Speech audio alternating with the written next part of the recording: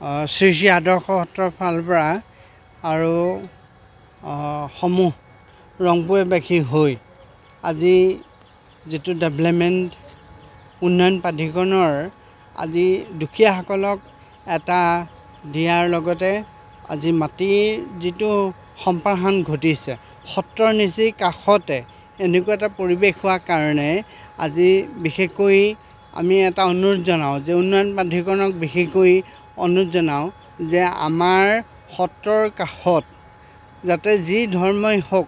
সকলোৱে যাতে আমি কৰ্ম কৰিবলৈ যাওঁতে আমাৰ কিছু বাধাৰ সন্মুখীন হৈছে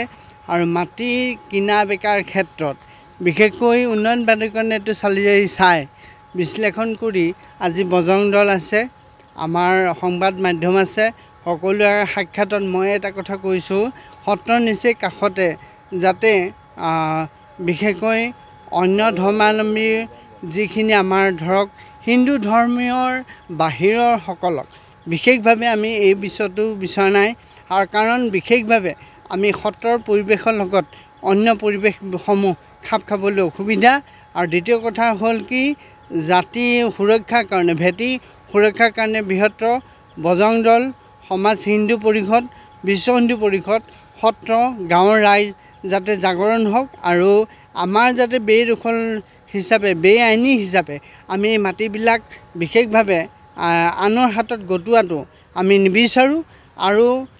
যাতে আমি যাতে শান্তি শৃংখলা আৰু বাতাবৰণত যাতে আমাৰ সত্ৰৰ নিচেই কাষতে যাতে আজি মুছলমানেই হওক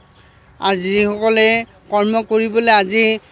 আমি নজনাকৈ কিছু কৰ্ম কৰি আছে যাতে এই বস্তুখিনি আমাৰ বিশ্ব হিন্দু পৰিষদেই হওক আমাৰ বজৰং দলেই হওক আৰু বৃহত্তৰ সমাজ অসমীয়া সমাজেই হওক এই বস্তুখিনি যাতে আমি নিকাকৰণ হৈ আমাৰ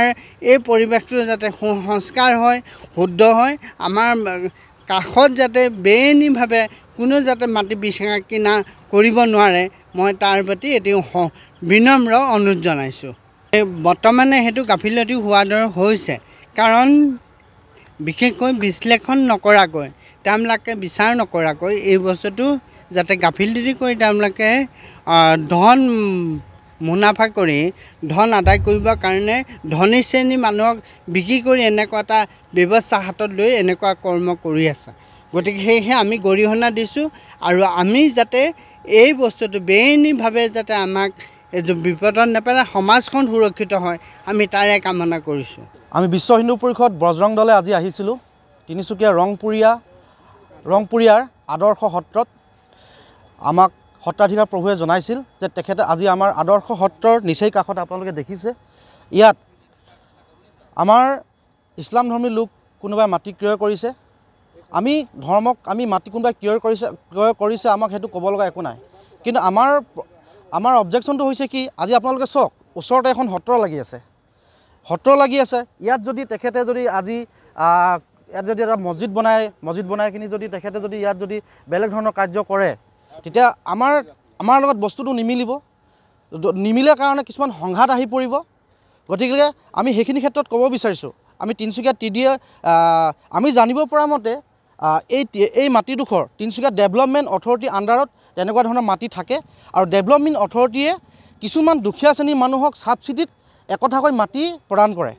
কিন্তু আমি যিখিনি জানিব পাৰিছোঁ যে সেই মাটিডোখৰ তিনিচুকীয়া যাক বিক্ৰী কৰিছে সেই বিক্ৰী কৰা মাটিডোখৰ তিনিচুকীয়াৰ লোকেল মানুহো নহয়